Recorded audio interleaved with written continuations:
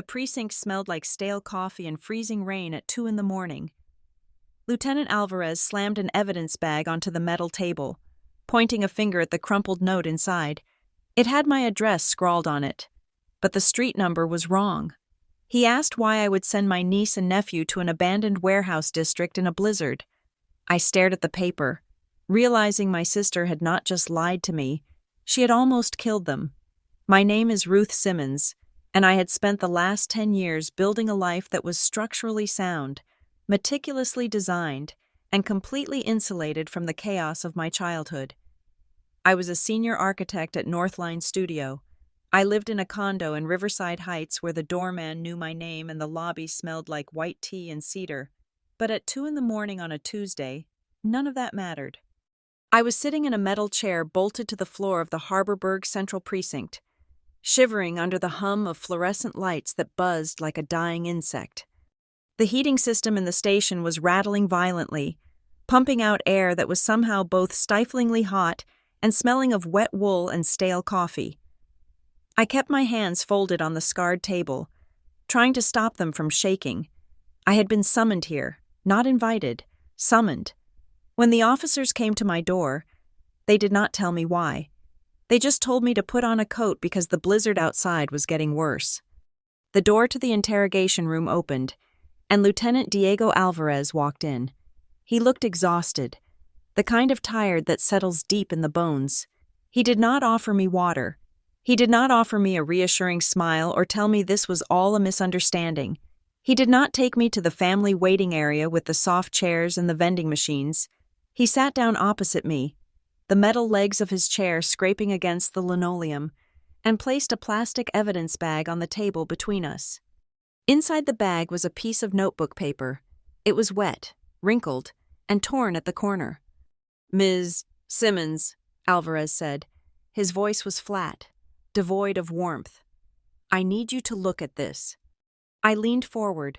The handwriting was jagged, frantic, written in a blue marker that had bled slightly from the moisture, but I knew that script better than my own. I had spent my entire life deciphering notes written in that exact chaotic scrawl. It was my sister Courtney's handwriting. It listed a name, Ruth Simmons, and below it, an address. "Is that your name?" Alvarez asked. "Yes," I said, my voice sounding thin in the small room. "And is that your address?" I looked at the numbers and the street names scrawled below my name. 2400 South Dockyards Road. I frowned, confusion cutting through the fear. No, that is not my address. I live at 2400 North Harbor Avenue, in Riverside Heights. Alvarez stared at me, his dark eyes searching my face for a crack. "North Harbor Avenue," he repeated slowly. "The neighborhood with the bistros and the river walk." "Yes, I have lived there for 3 years." "So why," Alvarez said, leaning in, his voice dropping an octave, becoming dangerous, "would a successful architect send 2 young children to the South Dockyards in the middle of a blizzard?" The air left the room. "South Dockyards?" I whispered. "That is the industrial district. It is abandoned. It is just warehouses and shipping containers." "Exactly," Alvarez said. He tapped the plastic bag with a thick finger. "One word different, north versus south. But they are 2 different worlds, aren't they? Ms. Simmons? One is safe. The other is a place where people go when they do not want to be found." My heart began to hammer against my ribs, a painful, frantic rhythm. "I do not understand. Where are they? Where are Josh and Mia?" Alvarez sat back, crossing his arms. 2 hours ago, a patrol car responded to a call from a night watchman at the old textile storage facility on South Dockyards Road. He heard banging on the metal loading bay doors. He thought it was looters. When he opened the door, he found a 9-year-old boy and a 6-year-old girl. I covered my mouth, a wave of nausea rolling over me. "They were wearing pajamas," Alvarez continued, his gaze relentless. "And light windbreakers, no hats, no gloves, sneakers soaking wet. The boy, Josh, was trying to wrap his body around his sister to keep her warm. They had been standing out there in sub-zero wind chill for 40 minutes. "Oh my God," I choked out. They told the officer that their mother put them in an Uber. Alvarez said, "She gave the driver this piece of paper. The driver followed the instructions. He drove them to the address written down. South Dockyards Road. He dropped them off at the curb. Just like the app said. The kids told him it looked dark, but the driver said the GPS does not lie. He drove off, and they walked toward the only building that had a security light, thinking it was your apartment complex." My hands were shaking so hard I had to grip the edge of the table to steady them. "I did not know," I said, the words tumbling out. "I did not know they were coming. I told her no. She called me this afternoon. She wanted to go to Colorado with her husband. I told her I had a presentation. I told her I could not babysit. I sent an email. I explicitly said, 'Do not bring them.'" Alvarez did not look convinced. He looked like a man who had heard every lie in the book. "We checked your sister's statement on the initial call. She claims you agreed. She claims you gave her the address. She claims this was a miscommunication on your part." "That is a lie," I said, the familiar defensive anger rising in my chest. "I sent an email. It is time-stamped." "Emails can be sent after the fact to cover your tracks," Alvarez said dismissively. "Or maybe you just wanted to teach your sister a lesson? Send the kids to the wrong side of town to scare her? A little architectural humor?" "Are you insane?" I snapped, finally meeting his eyes. "I love those kids. I would never hurt them." "Then explain the note, Ms. Simmons. That is her handwriting. But the destination? That is a death trap." I stared at the crumpled paper in the bag. The logic of my family, the twisted, toxic gravity of the Hart household, began to exert its force on me. It was happening again. The pattern was repeating. Courtney messes up. Courtney does something reckless. And suddenly, I am the one in the chair. I am the one explaining. I am the one who has to absorb the impact so the family image does not shatter. My parents, Richard and Valerie, would be horrified if this got out. Not because their grandchildren almost froze to death, but because of how it would look. "Architect daughter sends kids to slum." That would be the headline. And I could feel the old instinct kicking in, the muscle memory of 20 years of cleaning up Courtney's spills. Maybe I should just shut up. Maybe I should verify it was a misunderstanding. If I say Courtney was drunk or negligent, I destroy her. I destroy us. "I need to see them," I said, my voice trembling. Alvarez studied me for a long moment. He was deciding whether I was a monster or just another casualty. Finally, he stood up. "Come with me." He led me out of the interrogation room and down a hallway painted a peeling institutional beige. We passed uniformed officers who stopped talking as we walked by, their eyes tracking me with open suspicion. I felt branded. Alvarez stopped in front of a heavy door with a small rectangular window. It was a one-way mirror. "We have social services on the way," Alvarez said quietly, "but we had to warm them up first." I stepped up to the glass. The room on the other side was brighter than the hallway. It was an observation room, usually used for victims. Sitting on a hard bench were two small figures. Josh, my 9-year-old nephew, looked tiny. He was wrapped in a crinkly silver emergency blanket, the kind they use for marathon runners and trauma victims. His lips were a pale, terrifying shade of blue. His hair was matted with melted snow, but his eyes were wide open, staring at nothing, vibrating with a shock that looked too old for his face. And Mia. My sweet, 6-year-old Mia. She was curled into a ball against Josh's side, buried so deep in her own silver blanket that only the top of her head was visible. She was shaking, not just shivering, but convulsing in small rhythmic tremors that rocked her entire small body. A female officer was kneeling in front of them, holding a cup of hot cocoa, but neither of them was moving to take it. They looked like refugees from a war zone. They looked like they had been discarded. I looked at Josh's sneakers. They were his favorite ones, the ones with the flashing lights in the heels. They were sitting in a puddle of dirty meltwater on the floor. Something inside me snapped. It was a physical sensation, like a cable parting under too much tension. For 20 years, I had been the peacekeeper, the one who took the blame when Courtney crashed her car. The one who stayed silent when Courtney drank too much at Thanksgiving. I had been the shock absorber for the Hart family collision. But I looked at Mia's shaking shoulders. I looked at the terror in Josh's eyes. They could have died. If that security guard had been asleep, or wearing headphones, or on a break, my niece and nephew would be two frozen bodies in the snow by sunrise. Courtney did this. She put them in a car with a stranger. She wrote the wrong address. She did not check. She did not care. I turned away from the glass and looked at Alvarez. The fear was gone. The instinct to protect my parents' reputation was gone. The sister who covered up for the golden child was gone. "Lieutenant Alvarez," I said, and my voice was steady, cold as the ice on the windows. "I did not write that note, and I am done protecting the person who did." The image of Josh's trembling shoulders and Mia's buried face did not just break my heart. It shattered a timeline I had been constructing all day, a timeline I thought was impenetrable. As I stood there in the observation room, the fluorescent glare of the precinct dissolved, replaced by the warm, filtered sunlight of Northline Studio from barely 12 hours ago. It was 3 o'clock in the afternoon. I was standing at my drafting table, the high-resolution monitor humming with the final rendering of the Harbor Haven Park project. This was not just another assignment. This was the career maker. It was a $20 million community redevelopment plan that would transform the waterfront, and I was the lead architect. The presentation was Monday morning at 8 o'clock sharp. My entire weekend was already mapped out in 15-minute increments of work, coffee, and panic. I was in the zone, that rare state of flow where the world narrows down to angles and elevations. When my phone vibrated against the mahogany desk, the screen lit up with a photo of Courtney and me from 3 years ago.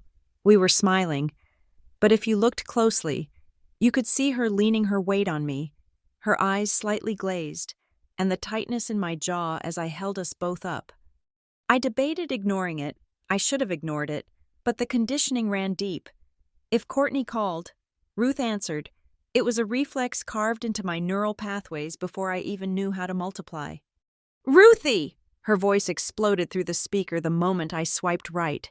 It was breathless, high-pitched, vibrating with that manic energy she always had right before a crash. "You will never guess what Evan just did. He is crazy. He is absolutely crazy." "I am working, Court," I said, putting the phone on speaker so I could keep typing. "I have the final review on Monday. I cannot talk." "He booked us a trip to Aspen," she squealed, ignoring me completely. "Like, right now. The flight leaves at 7 tonight. A surprise second honeymoon. Isn't that wild? He says we need to reconnect. Just the two of us.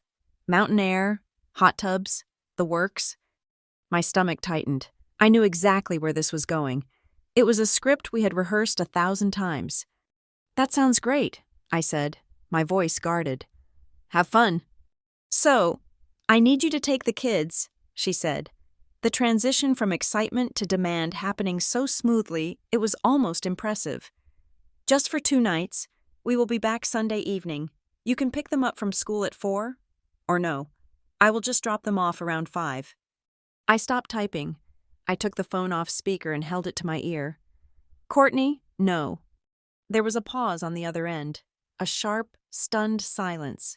"What do you mean, no?"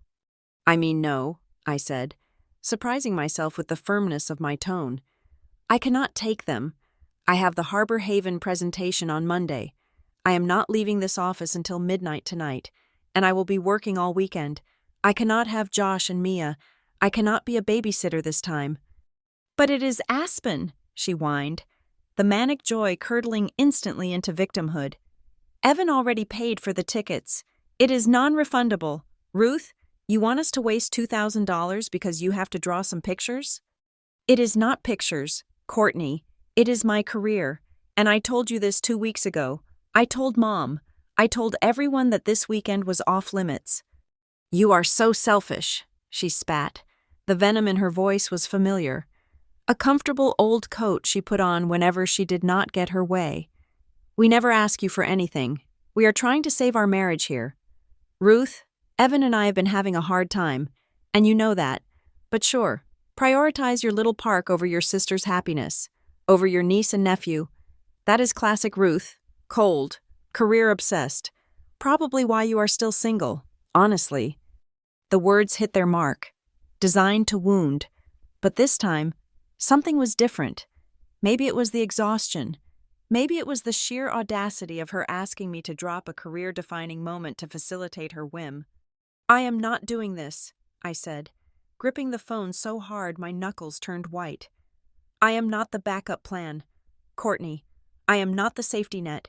Do not bring them here. I will not be home. I will not answer the door." "You are unbelievable," she scoffed. "Family is supposed to come first. Mom would be ashamed of you." "Then call Mom. Let her watch them." "They are in Utah," she screamed. "You are the only one in town. God, why do you have to be so difficult? Fine, whatever. We will figure it out. Thanks for nothing." The line went dead. I stood there, shaking slightly, adrenaline flooding my system. I had done it. I had said no. I felt a surge of guilt, heavy and suffocating, but beneath it was a thin, steel rod of resolve. I sat back down at my computer, but the paranoia that always followed a conversation with Courtney began to creep in. She had a way of twisting reality. She would tell Evan I agreed. She would tell herself I agreed. She would show up at my door and act shocked that I was not there. I opened my email client. I needed a paper trail. I needed to be explicit. I typed out the subject line, "Regarding tonight." The body of the email was short and brutal in its clarity. "Courtney, just to be absolutely clear following our call, I cannot watch Josh and Mia this weekend. I have to work. I will not be at my apartment tonight. Do not drop them off. I will not be there to let them in. Please make other arrangements." I hit send. It was 3:27 in the afternoon. I watched the screen. I had a tracking plugin installed, a habit I picked up dealing with contractors who like to claim they never received change orders. At 3:34 in the afternoon, the notification popped up. Read.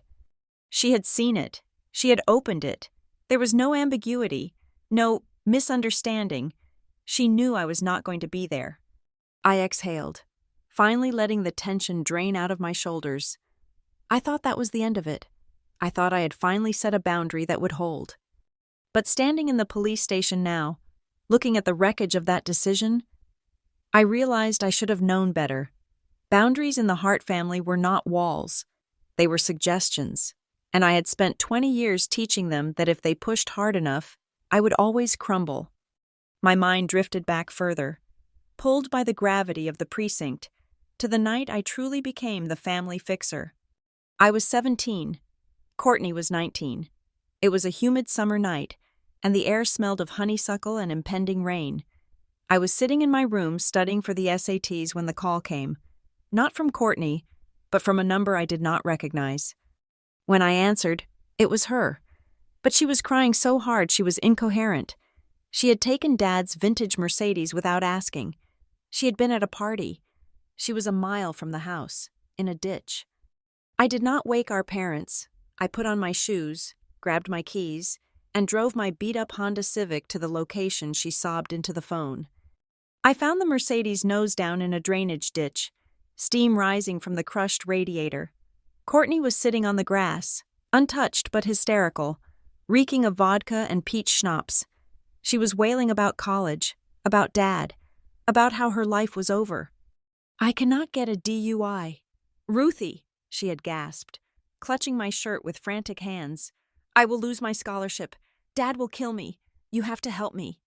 And I did what I was trained to do. "Get in my car," I told her. "Go home. Go to bed." "What about the police?" she asked, eyes wide. "I will wait for them," I said. "I was driving. I lost control on the wet pavement. I am sober. It is just an accident." She looked at me, and for a second, the panic in her eyes cleared, replaced by a terrifying calculation. She realized the trade I was offering, her reputation for my clean record. "You promise?" she whispered. "Go," I said. When the police arrived, I was standing by the wrecked car. I took the breathalyzer. I took the ticket for reckless driving. I took the lecture. When my parents, Richard and Valerie, arrived at the station an hour later, the dynamic was set in stone. They were not angry at Courtney for taking the car. They were relieved she was safe at home. Sleeping off the shock, they looked at me, the responsible one, the boring one, the one who never caused trouble, with a mix of disappointment and expectation. "Thank God you were driving, Ruth," my mother had said, smoothing her silk scarf, not even asking why I was in Dad's car. "You can handle the insurance points. Courtney.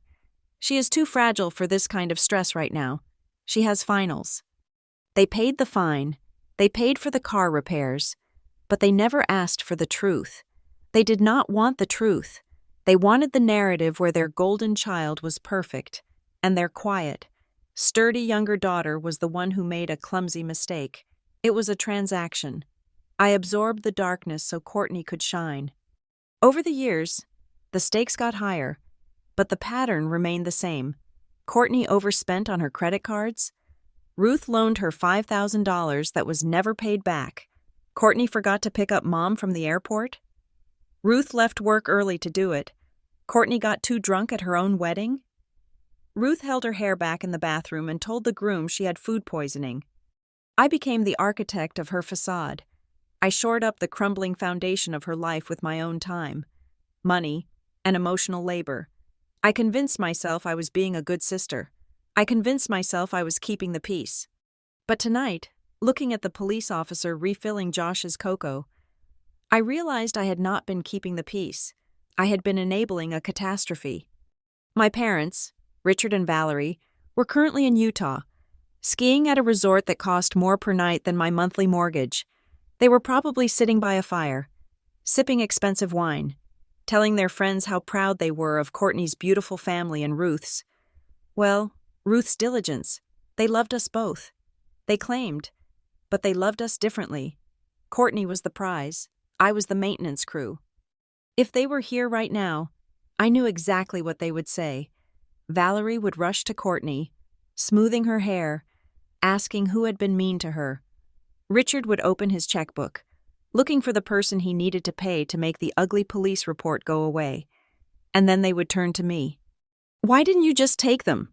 Ruth, why did you have to be so stubborn about your job? You know how she gets? You should have known better." The voice of my mother played in my head, a phantom accusation. "You are the sensible one. Ruth, you are the one who is supposed to know better." But this time, the cost was not a dented bumper or a maxed-out Visa card. I looked at the clock on the wall. It was nearly 3 a.m. Josh and Mia had been dropped off at the South Dockyards at 8. They had wandered in the dark for 45 minutes. 45 minutes. I imagined Josh holding Mia's hand. I imagined the wind cutting through their thin pajamas.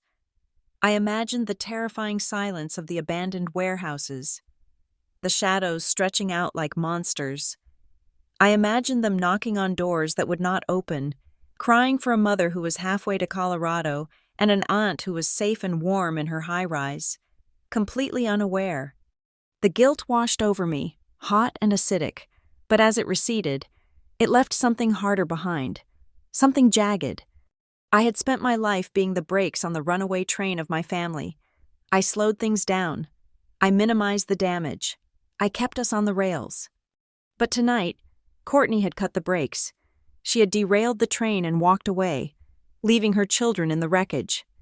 I thought about the email again. Read. 3:34 p.m. She knew I said no. She knew I would not be there.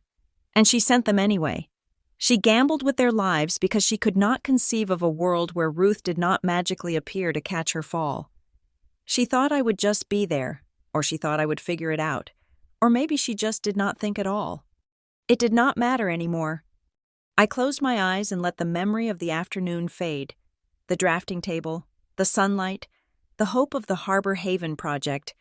It all felt like it belonged to a different person. That Ruth was a pushover. That Ruth was a doormat. The Ruth sitting in this interrogation room was someone else. I opened my eyes. Lieutenant Alvarez was still watching me, waiting for me to break, waiting for me to ask for a lawyer or beg for forgiveness. I was done fixing things. I was done being the designated driver for my sister's wreck of a life.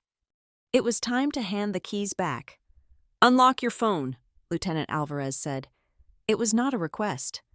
I entered my passcode with trembling fingers and navigated to the sent folder of my email app. I handed the device across the steel table. Alvarez took it, his eyes narrowing as he read the screen. He scrolled down, then up, then zoomed in on the header. "Subject, regarding tonight," he read aloud. "Timestamp, sent at 3:27 p.m. Status, read at 3:34 p.m. He looked up at me, the hostility in his gaze dialing down a fraction, replaced by a calculating sharpness. "The content is unambiguous. I will not be home. Do not drop them off." "I told you," I said, my voice gaining a little traction. I was explicitly clear. "Then we need to talk to the father," Alvarez said. "Where is Evan Blake?" "He is in Columbus, Ohio," I said. "He left yesterday for a regional sales conference." The lie Courtney had told me on the phone, the surprise trip to Aspen, the second honeymoon, suddenly unspooled in my mind. She had fabricated the entire romantic emergency. There was no Aspen. There was just Evan working in the Midwest, and Courtney looking for a way to get rid of the children for the night. "Call him," Alvarez ordered. "Put it on speaker. Better yet, FaceTime." I dialed Evan's number. It rang 4 times before he picked up. The screen filled with Evan's face, pale and grainy under the harsh light of a hotel room. He was wearing a t-shirt, rubbing his eyes. "Ruth?" he asked, his voice thick with sleep. "It is 3 a.m. Is everything okay?" Alvarez leaned into the frame. "Mr. Blake, this is Lieutenant Diego Alvarez from the Harborburg Police Department. I need you to wake up and listen to me very carefully." Evan sat up instantly, the phone camera shaking. "Police? What is going on? Are the kids okay? Is Courtney okay?" "The children are safe, but they are currently in protective custody at the station," Alvarez said, skipping the pleasantries. "Mr. Blake, I need to ask you a direct question. Did your wife tell you that Ruth Simmons agreed to babysit Joshua and Mia tonight?" Evan looked confused, his brow furrowing. "Yes, of course. I spoke to Courtney around 4. She said she called Ruth, and Ruth was hesitant at first because of work, but then she agreed. She said Ruth wanted to see them." "He is lying," I whispered, not to Evan, but to the room. Alvarez held up a hand to silence me. "Mr. Blake, did you see any email confirmation? Did you speak to Ruth yourself?" "No," Evan said. "I was in meetings all afternoon. Courtney handled the logistics. She said she was sending them over in an Uber because her car was acting up. Wait, why are they in protective custody? Why aren't they at Ruth's condo?" "Because they were dropped off at an abandoned warehouse in the South Dockyards," Alvarez said brutally. 2 miles from Ruth's home, in a blizzard." Evan went dead silent. The color drained from his face until he looked like a ghost. "What?" "I need you to check something for me, Evan," I said, leaning in. "Check the doorbell camera, the one on your front porch. Check the footage from tonight around 7 or 8, please." Evan fumbled with a second device off screen. We waited in agonizing silence for 30 seconds. I could hear his breathing accelerate, ragged and panicked. Then, a sound came from his end, a sharp intake of breath, followed by a curse word I had never heard gentle. Corporate Evan use. "Send that video to this number," Alvarez said, reciting his department cell number. "Right now." A minute later, Alvarez's phone pinged. He placed it on the table and tapped the screen so we could both watch. The footage was grainy night vision, but the image was undeniable. It showed the front porch of the Blake house. The timestamp was 7:45. It was snowing hard. Courtney stumbled out the front door. She was wearing a silk robe that was falling off one shoulder. In her right hand, she held a large glass of red wine, sloshing it onto the porch railing as she leaned for balance. With her left hand, she was shoving Mia forward. "Go on," Courtney's voice slurred from the tiny speaker, distorted but recognizable. "The car is here. Go to Aunt Ruthie's. She is waiting." Josh appeared in the frame, looking terrified. "Mom, I do not have my gloves." "You do not need gloves for a car ride, Joshua," Courtney snapped, taking a long sip of wine. "Just get in the Uber. Stop being so difficult. God, you are always so difficult." She pushed them toward the steps. She did not check the license plate. She did not walk them to the car. She just waved the wine glass at the darkness and turned back inside, slamming the door. The video ended. The silence in the interrogation room was heavy enough to crush bone. Alvarez swiped to another image on his phone. "And this," he said, his voice deadly quiet, "is the ride log from Uber. We subpoenaed it an hour ago. The destination entered was not North Harbor Avenue. It was typed in manually, 2400 South Dockyards Road."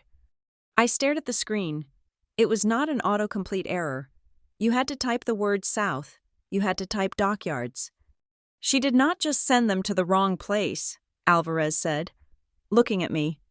"She sent them to nowhere, and looking at her state in that video, I doubt she even realized it, or maybe she was just angry you said no, and her drunk brain decided to punish you by sending them to a bad neighborhood, not realizing how dangerous it was." Evan's voice came from my phone, small and broken. "I did not know, Ruth. I swear to God, I did not know she was drinking again. She told me she was 6 months sober. She told me the meetings were working." Alvarez cut the call. "We will be in touch. Mr. Blake, get on the first flight home." He put his phone away and looked at me. The interrogation dynamic had shifted. I was no longer the suspect. I was the witness, and potentially, the accomplice. "I am dropping the child endangerment inquiry against you, Ms. Simmons," Alvarez said. "The email proves you refused custody. The video proves you were not the one who put them in that car. But we are not done." He leaned forward, placing his elbows on the table. "You saw that video. That was not a woman having a glass of wine with dinner. That was a woman obliterated at 7:45 in the evening. And you?" He pointed a finger at me. "You recognized it instantly. You knew to ask for the doorbell footage. You knew exactly what we would find." I looked down at my hands. They were clenched so tight my fingernails were digging into my palms. "This was not the first time, was it?" Alvarez asked. I remained silent. The old code of silence, the code of silence in the Hart family, roared in my ears. "Protect the family. Keep it private. We handle our own problems." "Ms. Simmons," Alvarez said, his voice softening but losing none of its intensity. "Those kids almost died tonight. If that security guard had been on a smoke break, we would be recovering bodies right now. You are an architect. You know about load-bearing structures. You know what happens when you ignore a crack in the foundation for too long. The whole thing comes down." He waited. "I need you to go on record," he said. "I need you to tell me about her history, the drinking, the negligence. If you stay silent, if you cover for her again, social services might give them back to her once she dries out. And next time there might not be a security guard." I thought about the $50,000 my father had paid to the owner of a fence Courtney drove through 3 years ago. I thought about the time I found Mia wandering in the backyard pool area while Courtney was passed out on a lounge chair, and I simply took Mia inside and never told Evan. I thought about the lies, the endless, exhausting architecture of lies I had helped build to keep the Hart family facade perfect.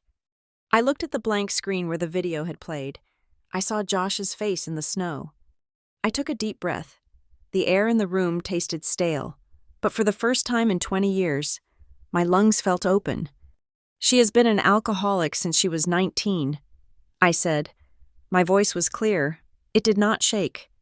"She hides vodka in water bottles. She drives when she should not. She has left the children alone before, but never like this. I have covered for her. My parents have paid to make problems go away. We all knew, and we all did nothing." Alvarez pulled a notepad closer and clicked his pen. "Start from the beginning. Ms. Simmons, tell me everything."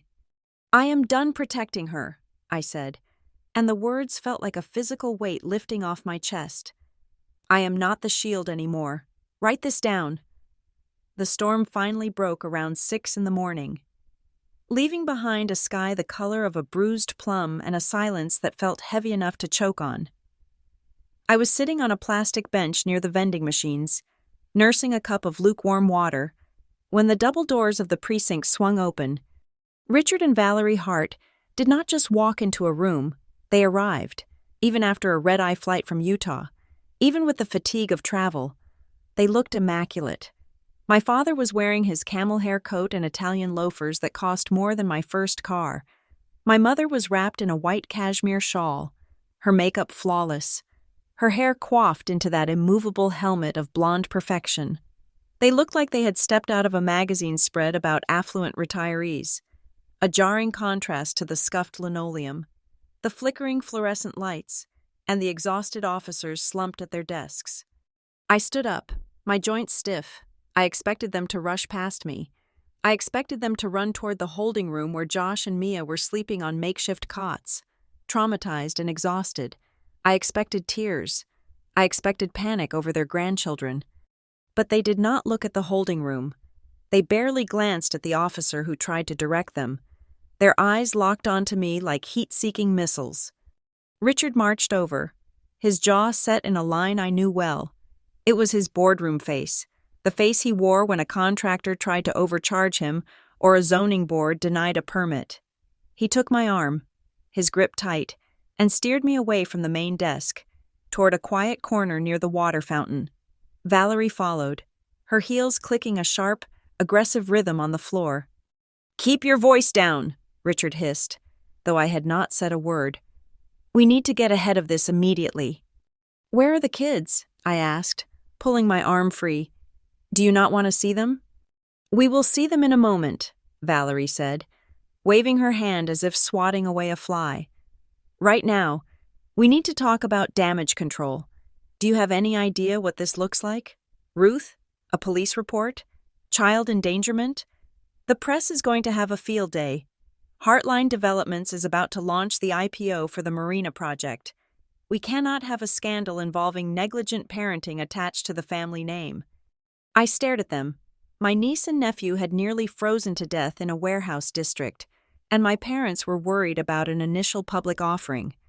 "Courtney put them in an Uber to the South Dockyards," I said, my voice low and shaking with disbelief. "She was drunk. She sent them away because she wanted a free night. She is in a cell right now."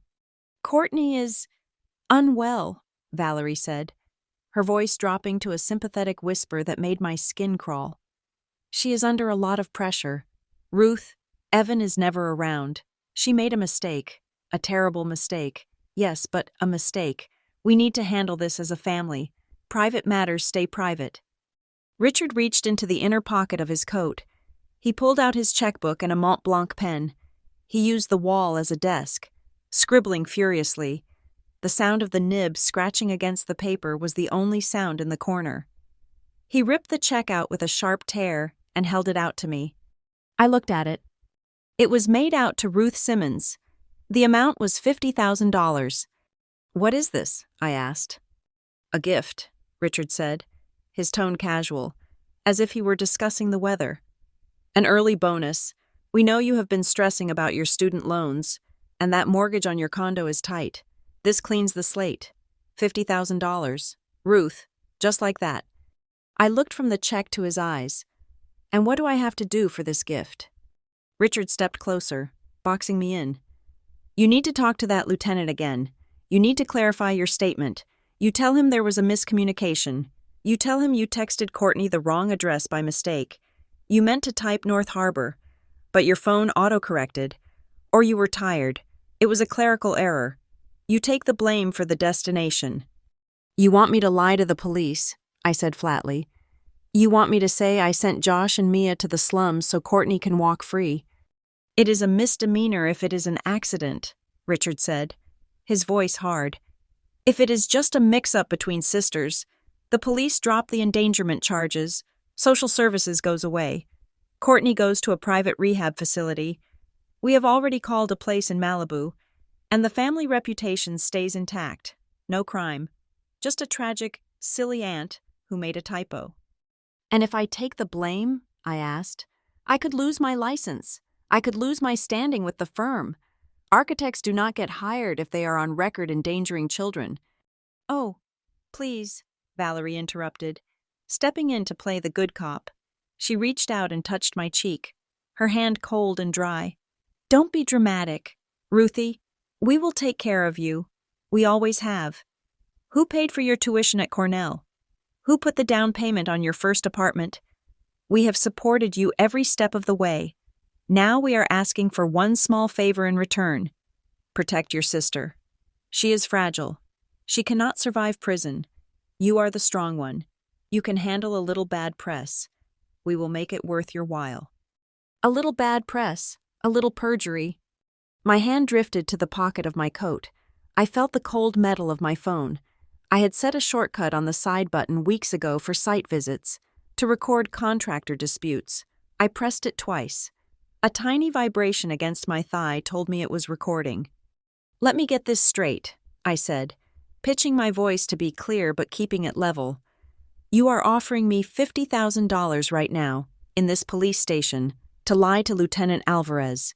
You want me to falsify a police report and say I am responsible for the kids ending up at the South Dockyards, so Courtney does not face charges. It is not a bribe. Ruth, Richard said, looking annoyed at my bluntness.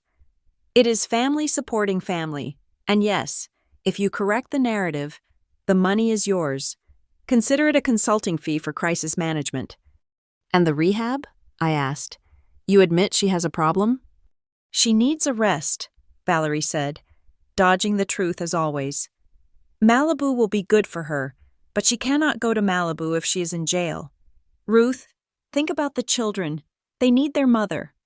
They need a mother who does not almost kill them, I snapped. Lower your voice, Richard commanded. Look, take the check. Be the good daughter for once. Stop being so self-righteous. We are offering you a lifeline here. And if I say no, I asked, if I tell the truth? If I tell the judge she was drunk and negligent, and you are trying to buy me off? Richard's face changed. The mask of the benevolent patriarch slipped, revealing the ruthless businessman underneath. He stepped so close I could smell the stale airplane air on his coat. You work at Northline Studio, correct? He asked softly. You know I do. I play golf with Owen Mercer, your CEO, Richard said. We have 3 major contracts pending with Northline for the downtown expansion, millions of dollars in billings. If you decide to burn this family down, Ruth, I will make a phone call. I will tell Owen that you are unstable, that you are dragging our family through the mud. I will imply that keeping you on staff might complicate our business relationship. How long do you think your career will last if the biggest developer in the city blacklists you? I felt a chill that had nothing to do with the temperature of the room. He was threatening to destroy the career I had spent 10 years building, brick by brick, just to save Courtney from the consequences of her own actions. You would do that? I asked, my voice trembling slightly. You would ruin me to save her? I will do whatever it takes to protect this family, Richard said. The choice is yours. $50,000 and our gratitude, or unemployment and a war you cannot win. Be smart, Ruth. Take the check. I looked down at the slip of paper in my hand. $50,000. It was more money than I had in my savings account. It would pay off my student loans. It would give me freedom. All I had to do was lie. All I had to do was become the scapegoat one last time. Then I looked past Richard's shoulder. Through the glass partition of the holding room, I saw movement. A social worker was helping Josh sit up. He looked small, broken. He was still wearing the silver emergency blanket. If I took this money, I was selling them. I was selling their safety. I was selling the truth that Courtney was dangerous. If I took this money, the next time she got drunk, there might not be a text message. There might be a funeral. I looked at the check again. I looked at the signature. Richard Hart. A signature that had controlled my life for 30 years. I gripped the paper with both hands. You know, I said, looking Richard dead in the eye. You talk about the family reputation. You talk about the name. I ripped the check in half. The sound was sharp, like a gunshot in the quiet corner. Richard flinched. Valerie gasped, her hand flying to her mouth. I put the two halves together and ripped them again, and again, until the $50,000 was nothing but blue and white confetti. I opened my hand and let the pieces flutter down onto the dirty linoleum floor between Richard's expensive loafers. The name is already ruined, I said. Courtney ruined it when she chose vodka over her children, and you just ruined it by trying to buy me off. Richard's face turned a violent shade of red. His veins bulged in his neck. You ungrateful little... I am done, I cut him off. I am done being the fixer. I am done being the backup plan. And I am definitely done being blackmailed by my own father. You are making a massive mistake, Richard snarled, his voice rising, drawing the attention of a nearby desk sergeant. You are burning this family down. Ruth, I will ruin you. Do you hear me? You will never work in this city again. Con, Valerie hissed, her eyes cold as ice, her sweet facade completely gone. You are destroying us. How can you be so cruel to your sister, after everything we gave you? You gave me nothing but a bill, I said, and I am finished paying it. I reached into my pocket and stopped the recording. Saved. I stepped around them. I did not look back at the pile of torn paper on the floor. I walked straight to the exit doors. The automatic glass slid open, and the cold morning air hit my face. It was sharp and clean. I pulled out my phone. My hands were shaking, not from fear anymore, but from pure, unadulterated rage. I scrolled through my contacts until I found a number I had saved years ago, just in case, but never had the courage to use. Nora Trent. She was the most feared family law attorney in the state. She was known as the Shark of Harborburg. She cost $600 an hour, and she hated bullies. I pressed call. It rang twice. Nora Trent's office, a tired assistant answered. It is 6:30 in the morning. My name is Ruth Simmons, I said, walking down the steps of the police station, the sun breaking over the horizon. I have a recording of my father trying to bribe me to cover up a felony involving children. I have an innocent brother-in-law who is about to lose his kids to a wealthy, abusive family, and I want to hire Nora Trent to burn them to the ground. There was a pause on the other end. Hold on, the assistant said, her voice suddenly awake. I am patching you through to her cell. I woke up the next morning not to the sound of my alarm, but to a phone that was vibrating so violently against the nightstand, it sounded like a drill. It was 7 o'clock. My head felt like it was stuffed with cotton, a hangover from the adrenaline crash of the night before. I reached for the device, squinting against the harsh blue light, and saw the notifications stacked up on the lock screen like a wall of bricks. 47 text messages, 30 missed calls, and over 100 notifications from Facebook and Instagram. My stomach dropped. I unlocked the phone and opened Instagram. There it was. Courtney had posted a photo. It was a selfie, taken from a high angle, her eyes swollen and red, mascara artfully smeared on her cheek, looking up at the camera with an expression of shattered vulnerability. It was the face of a martyr. The caption was an essay. I never thought I would be writing this. My heart is completely broken. Last night, I reached out to the one person I thought I could trust during a mental health crisis, my own sister. I asked her to watch my beautiful babies, Josh and Mia, while I sought help. She agreed, but instead of safety, she sent the Uber driver to a dangerous, abandoned warehouse district in the freezing cold. She did it to teach me a lesson about responsibility. My babies could have died. I am sitting here, a single mother in spirit, wondering how someone who shares my blood could be so cruel. How can a career and a big paycheck matter more than the lives of innocent children? Please pray for us. I sat up in bed, my breath coming in short, sharp gasps. The lies were breathtaking in their construction. She had taken the truth, that the kids were in danger, and inverted the villain. I was no longer the aunt who said no. I was the aunt who said yes and then laid a trap. I scrolled to the comments. Oh my God, Courtney, that is horrific, wrote my cousin Sarah, a woman I had sent a birthday gift to last week. Some people are so jealous of what they cannot have. Wrote a girl I went to high school with. She is a monster. Is this the architect? Ruth Simmons? I will never hire her firm. I went to my text messages. There was a message from my Aunt Linda. You should be ashamed of yourself. Do not bother coming to Thanksgiving. There were messages from neighbors, old friends, people I had not spoken to in years, all demanding to know how I could be so heartless. I clicked on my mother's profile. Blocked. I clicked on Sarah's profile. Blocked. They were scrubbing me out. They were isolating me before I could even open my mouth to defend myself. It was a coordinated strike. Courtney played the victim, and the family circled the wagons.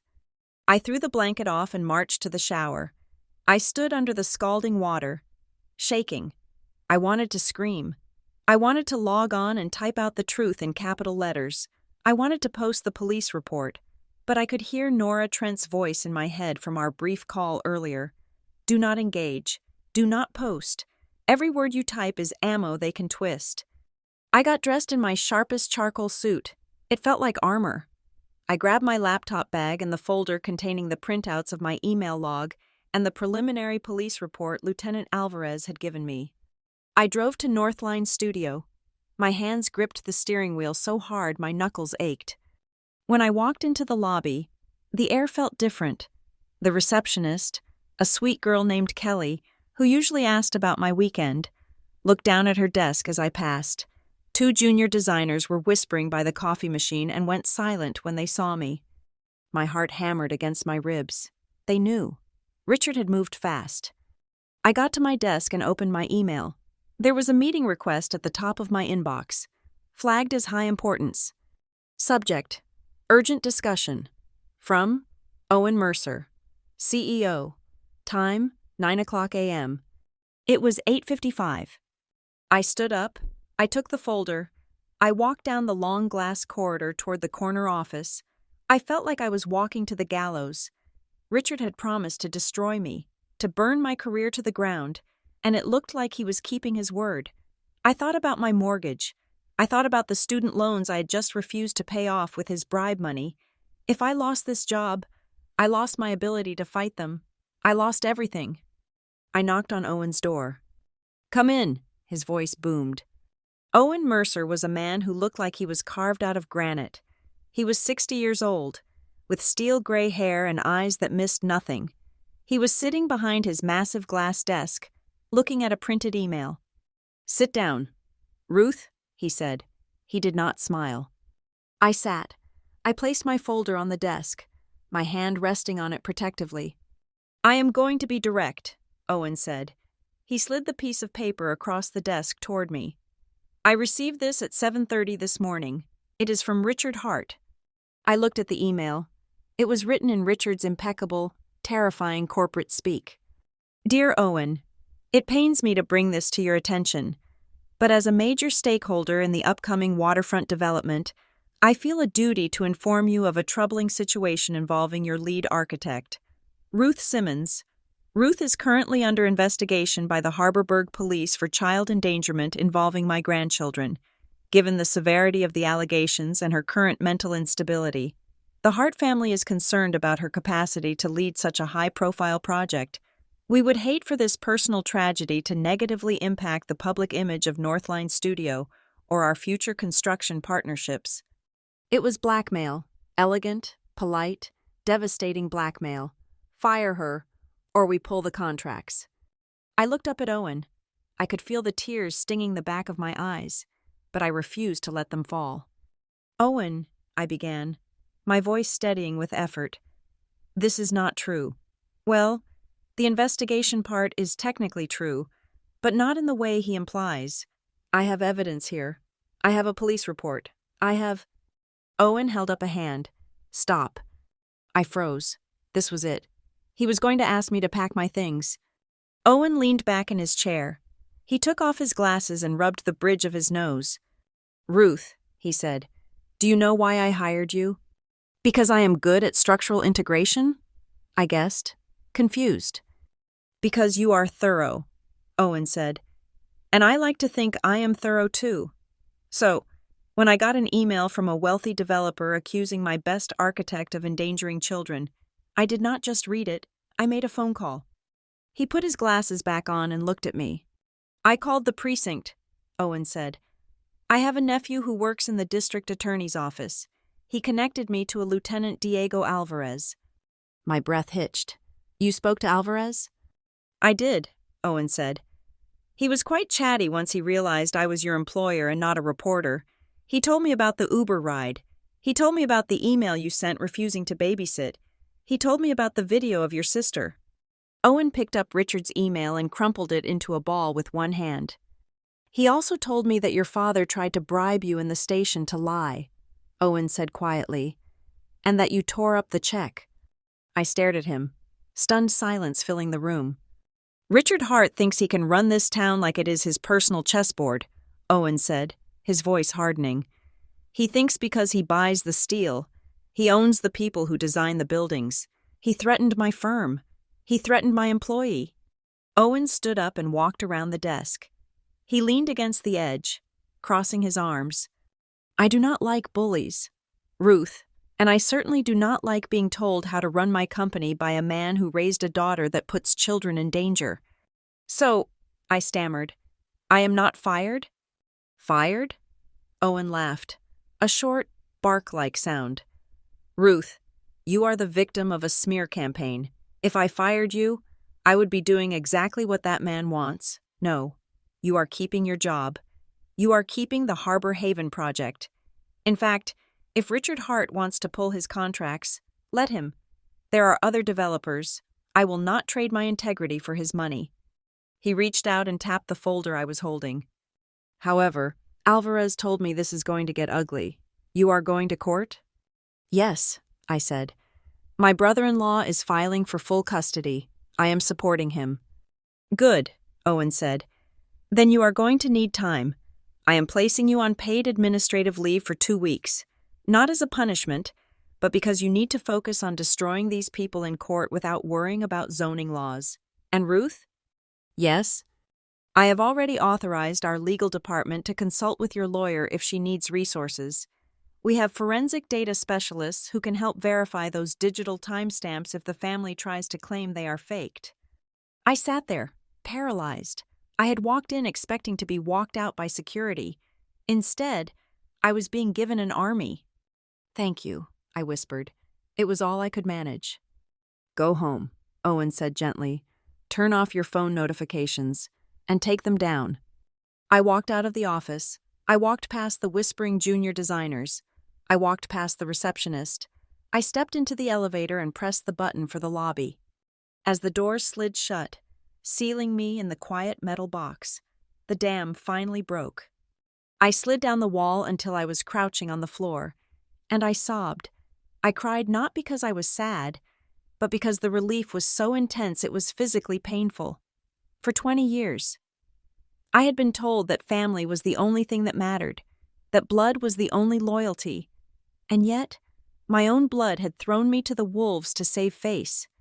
It was a stranger, my boss, a man I had known for 3 years, who had looked at the facts and chosen to stand by me.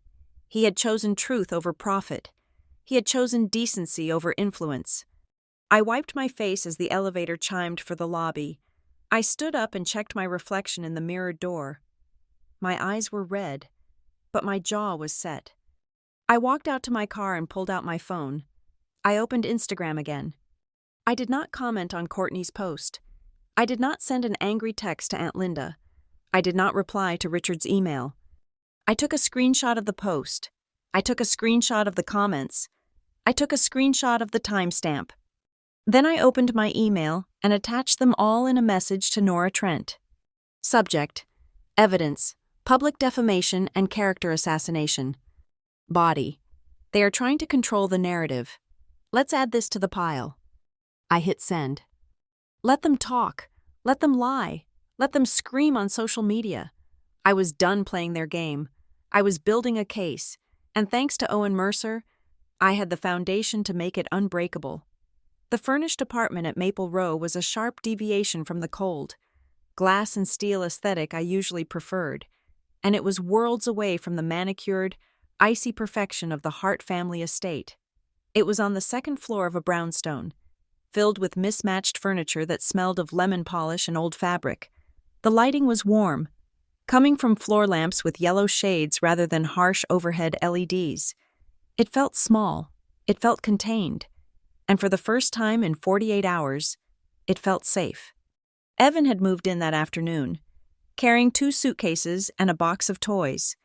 He looked like a man who had aged 10 years in 2 days, but his hands were steady as he drained the pasta water in the small kitchenette. "Spaghetti is the only thing I can cook without setting off a fire alarm," he joked, though his smile did not quite reach his eyes. "I hope you are okay with jarred sauce." "Jarred sauce is perfect," I said, tossing the salad in a wooden bowl I had brought over from my place. We sat at the small round table. Josh was kneeling on his chair, his tongue poking out the corner of his mouth as he sketched furiously on a placemat. He was using one of my fine-point architectural pens. Usually, I did not let anyone touch my drafting supplies, but tonight, I would have let him draw on the walls if he wanted to. "What are you building?" I asked, leaning over to see. Josh stopped and looked at his drawing. It was a chaotic grid of lines, but there was a distinct logic to it. Tall rectangles, bridges connecting them. "It is a city," Josh said seriously, "like the one you are making for the park, but this one has tunnels, underground ones." "Tunnels?" I asked. "For the subway?" "No," he said, returning to his work. "For people, so if it gets too cold outside, they can walk under the ground where it is warm, and there are heaters in the walls." I felt a lump form in my throat, hard and painful. He was designing a city that would never let him freeze again. Mia was sitting next to me, refusing to eat her garlic bread unless she was physically touching my arm. She was wearing a dinosaur onesie that Evan had bought at Target an hour ago because they had left their house with nothing. "Aunt Ruthie?" she asked, tugging on my sleeve. "Do you draw the lights too?" "The lights?" "The street lights," she said, her voice small. "When you draw the city, do you make sure there are lights everywhere?" "Yes, sweetie," I said, stroking her hair. "We put lights everywhere, so nobody gets lost." Josh stopped drawing. He did not look up. He just stared at the black ink lines on the paper. "I thought the lights were gone," he said. His voice was conversational, flat, devoid of the hysteria that had gripped him at the station. "When we were walking to the warehouse, the snow was so white, and the sky was so black. I told Mia to look for a street lamp, but there weren't any. I thought I would never see the city lights again." The clatter of Evan's fork hitting his plate was the only sound in the room. We froze, the horror of what he was saying, the absolute, resigned acceptance of death from a 9-year-old boy, hung in the air between us. He had not just been cold. He had accepted that the light was gone. Evan stood up abruptly, turning his back to the table. "Who wants Parmesan?" he choked out, his voice cracking. He opened the refrigerator, keeping his head inside for a long time, hiding his face. I reached out and covered Josh's hand with mine. "You are safe now. Josh, the lights are not going anywhere. I promise." Later, after we had read 3 bedtime stories and tucked them into the pull-out sofa, Evan and I sat on the small balcony overlooking the street. The air was crisp, but not biting. We drank herbal tea because neither of us wanted to see a drop of alcohol. "I did not know," Evan said, staring down at the pavement. "I mean, I knew she drank. I knew she had bad days, but I did not know she was capable of that." I wrapped my cardigan tighter around myself. It was time. The truth had to come out, all of it. "I knew," I said softly. Evan turned to look at me. "I knew she was capable of it," I continued, looking him in the eye. "Evan, 4 years ago, before you got that promotion, do you remember when she sideswiped that parked car on Elm Street? She told you she swerved to avoid a dog." "Yeah," Evan said. "The repair bill was $3,000. "There was no dog," I said. "She was driving home from a brunch. She blew a .15. I knew the responding officer from a zoning hearing. I called in a favor. I went down there and drove the car home. I told you it was a dog because she begged me not to ruin your big presentation week. Evan's face paled. And the time the nanny quit? I went on, the confession pouring out like a toxic spill I had been containing for decades. The one who said she had a family emergency? She did not. She quit because she found Courtney passed out in the bathtub at 2 p.m. with the water running, overflowing onto the floor, while Mia was crying in her crib. I paid that nanny $2,000 to sign a non-disclosure agreement. Dad gave me the cash. Evan put his head in his hands. God, oh God. I was the fixer, I said, feeling the shame burn my cheeks. I thought I was helping.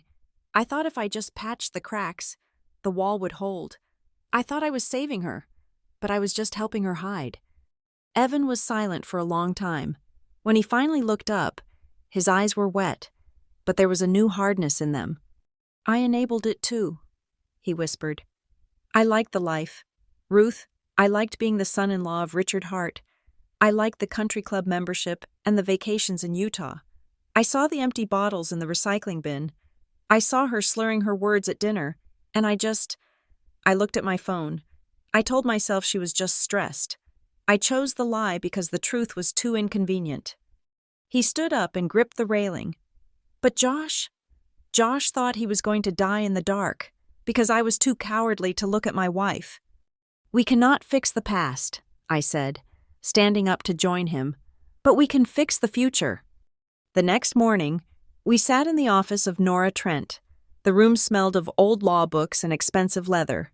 Nora sat behind a desk that looked like it had been salvaged from a battleship. She was a small woman with hair cut in a sharp bob, and she looked at us with eyes that had seen every possible way a family could destroy itself. Here is the reality, Nora said, placing a legal pad on the desk. We have the preliminary hearing in 3 days. Usually, this is just a formality. The judge decides temporary custody, but we are not going for temporary. We are playing the long game. What does that mean? Evan asked. He was wearing a suit, but he looked uncomfortable in it, like he was wearing a costume for a play he did not know the lines to. It means we are going to set a trap, Nora said bluntly. At the preliminary hearing, Courtney is going to lie. She is going to say Ruth agreed to babysit. She is going to say it was a misunderstanding. She is going to play the victim. And we show the evidence? I asked. The email? The video? No, Nora said. She leaned forward, her expression predatory. Not yet. What? I exclaimed. Why not? Because if we show our hand now, she will change her story. Nora explained. She will say she didn't see the email. She will say the video was taken out of context. She will spin it. We need her to commit to the lie. We need her to get up on that stand, under oath, and tell the judge a version of events that is demonstrably false. We let her paint herself into a corner. Then, at the main trial, when the stakes are permanent custody, we drop the hammer. We catch her in perjury. That does not just lose her custody, it destroys her credibility forever. That sounds dangerous, Evan said. What if the judge believes her at the preliminary hearing? What if she gets visitation? She might get supervised visitation, Nora admitted. But that is the price we pay to win the war. We need to dismantle her completely. If we just slap her on the wrist now, Richard and Valerie will buy her a new lawyer, buy her a new narrative, and in 6 months, she will have those kids back for the weekend. Do you want that? I looked at Evan. I saw the fear in his eyes. The idea of letting Courtney near them again, even supervised, was terrifying. There is another cost, Nora said, looking at me. If we do this, Ruth, you are declaring war on your parents. You are not just fighting your sister. You are fighting the Hart dynasty. Richard will come for you. He will try to destroy your reputation. He might try to get you disbarred or fired, although your boss seems to have a spine. But make no mistake, if you sign these affidavits supporting Evan's petition for full sole custody, you are an orphan. I looked down at the papers. The black type seemed to swim before my eyes. Affidavit of Ruth Simmons. I thought about my mother. I thought about the way she used to brush my hair when I was 5, before she realized I was not the pretty one. I thought about the Christmas dinners. I thought about the illusion of family I had clung to for 30 years. If I signed this, I was cutting the cord. I would be the villain in their story forever, the daughter who betrayed her blood. I do not know if I can do it, I whispered. They are my parents. She is my sister. The room went silent. I felt the weight of my own weakness. The old habit of submission was pulling at me, whispering that maybe there was a middle ground. Maybe we could settle this quietly. Then Evan spoke. Ruth, he said. His voice was not loud, but it had a timbre I had never heard before. I love Courtney. Part of me always will. And I respected your parents. But last night, Josh asked me if I could put a lock on his bedroom door because he was afraid Mom would come in and take him somewhere. I looked up at him. I can lose my marriage, Evan said, his eyes locking with mine. I can lose the house. I can lose the status. You can lose your parents. You can lose the inheritance. We can lose it all. But if we do not do this, if we do not stop her completely, one day, Josh and Mia are going to be in a car with her, or in a house with her, and there won't be a security guard, and they will die. He pushed the paper toward me. I am asking you to help me save their lives, he said. Everything else is just noise. I closed my eyes. I saw the South Dockyards. I saw the snow. I saw the check my father tried to hand me, torn into pieces on the floor. I realized that the family I was afraid of losing did not exist. It was a hologram projected by money and denial. The only real family in this equation was sitting right next to me and sleeping in a small apartment on Maple Row. I picked up the pen. It was a cheap ballpoint, not my architectural fineliner. It felt heavy. Okay, I said. I pressed the tip to the paper. The sound of the ink scratching against the page was loud in the quiet office. I signed my name, Ruth Simmons. I put the pen down. Do it, I told Nora. Let her lie, and then let's bury them. The hearing took place in Courtroom 4 of the Harbor County Family Court, a room that felt designed to make you feel small. The walls were paneled in dark, suffocating mahogany, and the air smelled of floor wax and old paper. The fluorescent lights overhead were cold and clinical, humming with a low frequency that seemed to vibrate right against my skull. I sat next to Evan at the plaintiff's table. He was wearing his gray suit, the one he usually saved for weddings and funerals.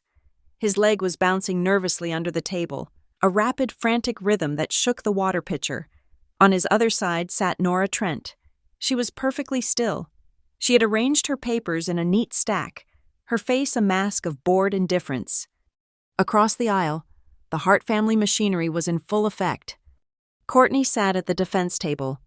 If I had not known the truth, if I had not seen the video of her slurring and stumbling, if I had not spent a lifetime cleaning up her messes, I would have believed her performance instantly. She was wearing a high-necked beige wool dress that made her look soft, maternal, and fragile. She wore a simple string of pearls. Her hair was pulled back loosely, and her makeup was done with masterful precision to make her look pale, exhausted, and heartbroken. She looked like a mother who had been wronged. Behind her, in the first row of the gallery, sat Richard and Valerie, my parents. They sat with straight backs, radiating an aura of untouchable wealth. Richard nodded to the bailiff as if he were an old friend. Valerie clutched a handkerchief, dabbing at dry eyes. They looked at Evan and me with a mixture of pity and disdain. The way one might look at an unruly dog that had soiled the carpet. They believed they had already won. They believed that money, influence, and the right outfit could rewrite reality. All rise, the bailiff announced. Judge Marilyn Vance swept in. She was a stern woman with reading glasses perched on the end of her nose. She sat down, opened the file, and looked over her spectacles at us. We are here for a preliminary hearing regarding the emergency custody petition for Joshua and Mia Blake, she said. Her voice was dry. I have read the initial reports. Let us proceed. Courtney's lawyer, a man named Sterling who charged $800 an hour and played golf with my father, stood up. Your Honor, Sterling began, his voice smooth as velvet. This entire situation is a tragic misunderstanding blown out of proportion by an estranged husband and a jealous sister. My client, Mrs. Blake, admits to nothing more than trusting the wrong person. He called Courtney to the stand. She walked up slowly, keeping her head down, acting the part of the repentant but victimized mother perfectly. She took the oath. "Mrs. Blake," Sterling asked gently, "can you tell the court what happened on the night in question?" Courtney took a shaky breath. She looked at the judge, her eyes wide and wet. "I was overwhelmed," she said, her voice trembling just enough. "My husband was away. I was having a panic attack. I called my sister, Ruth. I begged her to help me. I asked if she could watch the children for one night so I could get myself together." "And what did she say?" Sterling asked. I gripped the edge of the table. This was it, the moment of truth. "She said yes," Courtney said. Her voice was clear now. "She agreed. We spoke on the phone around 4 in the afternoon. She told me to send them over. She said she would be waiting." "Liar," I whispered, the word dying in my throat. "And the address?" Sterling prompted. "I must have typed it wrong in the Uber app," Courtney sobbed, covering her face with her hands. "I was so upset. I was crying, and my hands were shaking. I meant to type North Harbor Avenue. I must have hit the wrong suggestion. It was a terrible accident. But I thought they were going to safety. I thought their aunt was waiting for them." She looked directly at me then. For a second, the sorrow vanished, replaced by a cold, challenging stare. "I dare you," her eyes said. "I dare you to prove me wrong." "Thank you, Mrs. Blake," Sterling said, looking satisfied. "Your witness?" I turned to Nora. My heart was pounding. We had the email. We had the timestamp where I explicitly said no. We had the video of her drunk out of her mind. Now was the time to destroy her. "Show them," I hissed to Nora. "Show the email." Nora did not move to pick up the evidence folder. She stood up slowly, smoothing her skirt. She walked toward the witness stand with empty hands. "Mrs. Blake," Nora said, her tone conversational, almost friendly. "I just want to clarify a few points for the record. You stated that you spoke to Ms. Simmons at 4 o'clock?" "Yes," Courtney said, sniffing. "And during that call, she verbally confirmed she would be home and that she would take the children?" "Yes," Courtney said firmly. "She promised me—" "You are absolutely certain?" Nora asked. There was no ambiguity. She did not say she had to work. She did not say she had a deadline. "She mentioned work," Courtney said, adjusting her narrative on the fly. "But she said family comes first. She said she would make it work. She definitely agreed to take them." "So," Nora continued, pacing slightly, "if Ms. Simmons claims she told you not to come, she would be lying?" "Yes," Courtney said. "She is lying to cover up the fact that she was not there when my children arrived. She abandoned them." "I see," Nora said. She stopped and looked at Courtney. "And you are stating, under oath, to this court, that you have no recollection of any communication from Ms. Simmons refusing to babysit on that specific day?" "None," Courtney said. She agreed, 100%. Nora paused. She looked at the judge. She looked back at Courtney. The silence stretched for 5 seconds. "No further questions, Your Honor," Nora said. I gasped. Evan looked at me, his eyes wide with panic. Nora walked back to the table and sat down. "What are you doing?" Evan whispered frantically. "Why didn't you show the email?" "Shh," Nora said, not even looking at him. The rest of the hearing was a blur of frustration. Sterling painted me as a career-obsessed woman who had flaked on her sister, leading to a regrettable navigation error. He painted Evan as an absentee father trying to capitalize on an accident. Judge Vance looked at her notes. She took off her glasses and rubbed her temples. "This is a difficult situation," the judge said. "It appears we have a classic case of he said, she said regarding the babysitting agreement. However, the fact remains that 2 children were found in a dangerous location. That cannot be ignored." She looked at Evan. "Mr. Blake, I am granting you temporary physical custody of the children pending the full trial." We let out a breath. However, the judge continued, looking at Courtney, I see no evidence here of malicious intent, merely a catastrophic breakdown in communication and a possible technical error with a rideshare app. Therefore, Mrs. Blake is granted supervised visitation, 4 hours per week, to be monitored by a court-appointed social worker. Courtney nodded, dabbing her eyes again. Thank you, Your Honor. Then the judge turned her gaze to me. It was not a friendly look. Ms. Simmons, she said, I find your role in this murky, whether you agreed or not. It seems there was a lack of diligence in ensuring the safety of your niece and nephew. I would suggest you reflect on your communication habits. We are adjourned.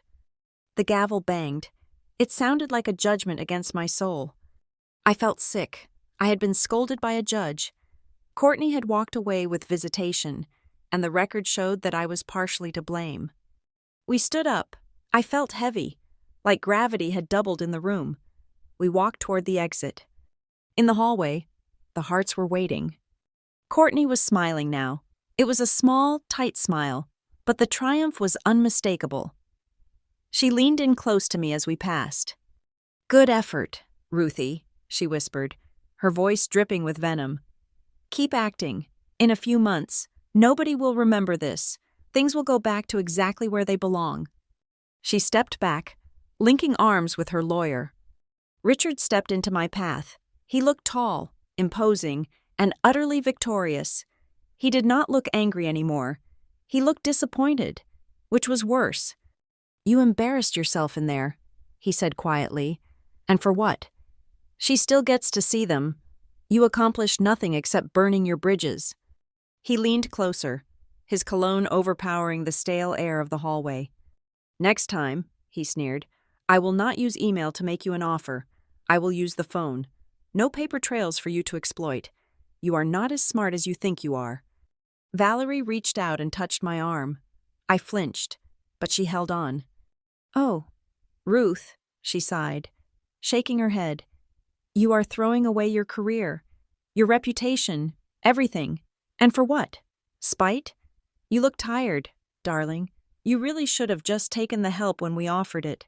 By the time you realize what you have done, it will be too late.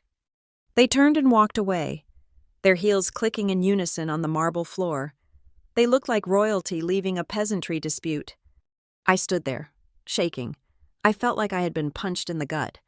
Nora, I said, my voice trembling with rage. Why? We had her. We had the email. We had the video. Why did you let her lie? The judge thinks I am negligent. Nora did not answer immediately. She led us out of the courthouse and into the parking lot. The winter sun was blindingly bright, reflecting off the dirty snow piles. We reached her car. She turned to face us, and for the first time, the boredom was gone from her face. In its place was a sharp, cold intelligence. You think you lost today, Nora said. But you didn't. You just won the war. How? Evan asked, throwing his hands up. She got visitation. The judge hates Ruth. The judge is frustrated, Nora corrected. But here is what just happened. Courtney went on the record. She swore under oath, under penalty of perjury, that Ruth agreed to take the kids. She swore she never received a refusal. She swore she was 100% certain. Nora unlocked her car, a grim smile playing on her lips. If I had shown the email today, Sterling would have argued she hadn't seen it. He would have argued technical difficulties. He would have argued she was distressed. The judge would have seen it as a mistake. She looked at me intently. But now it is not a mistake. It is perjury. She committed a felony in that courtroom 5 minutes ago. We have the transcript. When we get to the main trial, we don't just show she was negligent. We show she is a liar who manipulated the court. Nora opened her door. You cannot trap a fox if you spring the cage the moment it sniffs the bait, she said. You have to wait until it is all the way inside. Today, Courtney walked into the cage and locked the door herself. Now, every single piece of evidence we have is a pair of scissors, and we are going to cut the rope she just hung herself with. Evan and I stood there in the cold parking lot. The realization washed over me slowly. It was not about defending my honor today. It was about destroying her credibility forever. We got into Evan's car. He sat in the driver's seat, gripping the wheel, his breathing slowing down. "She is right," he whispered. "She is absolutely right." I looked in the side view mirror. I saw my own reflection. I looked tired. There were dark circles under my eyes. My hair was windblown, but the fear that had been there for days, the fear of my father, the fear of Courtney, the fear of rocking the boat, was gone. My parents thought I was defeated. Courtney thought I was stupid. They had no idea. I adjusted the mirror. The woman looking back at me did not look like the sensible sister anymore. She looked like someone who had just decided that if she had to burn the bridge, she was going to enjoy watching the fire. "Let's go home," I said to Evan. "We have a trial to prepare for." I realized then that for the first time in my life, I was okay with losing a battle, because I finally understood that the only way to win against people like the Harts was to let them believe they were untouchable, right up until the moment the ground opened up beneath their feet. The 30 days leading up to the main trial did not feel like a month. They felt like a siege, while the rest of the world moved forward. Evan and I were trapped in a suspended state of anxiety, living out of suitcases in the Maple Row apartment, waiting for the other shoe to drop. It was a cold war, fought on two fronts. The first front was digital. Courtney, despite being under scrutiny, had launched a full-scale public relations offensive. I would wake up, pour my coffee, and see her face staring back at me from my news feed. She appeared on a popular local podcast titled Moms in the Trenches, her voice breaking at perfect intervals as she described the unimaginable betrayal of a sister who prioritized corporate ambition over family safety. "I made a mistake with an app," she told the host, her tone dripping with rehearsed vulnerability. "I was a tired, overwhelmed mom reaching out for a lifeline, and instead of help, my sister used my crisis to try and take my babies away. She has always been jealous of the bond I have with them. She is a woman who chose blueprints over people." The comment section was a cesspool. Strangers who had never met me called me cold, calculating, and barren. They painted Courtney as a martyr and me as the villain in a corporate suit. The second front was quieter and far more dangerous. It was led by Richard. 2 weeks into the wait, a friend of mine who worked in financial journalism forwarded me a draft of an article that was being pitched to the Harburg Business Journal. The headline read, "The High Cost of Ambition.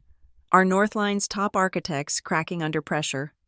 The article did not name me explicitly in the opening, but it cited anonymous sources claiming that a senior female architect at the firm was currently the subject of a police investigation regarding child safety and had a history of emotional instability and erratic decision-making. It was a hit piece. Richard was planting seeds to ensure that if I testified against the family, my credibility would already be shredded. He was preparing to paint me as a hysterical, overworked woman whose testimony could not be trusted. But while they fought with rumors and innuendo, we fought with paper. Nora Trent's office became our war room.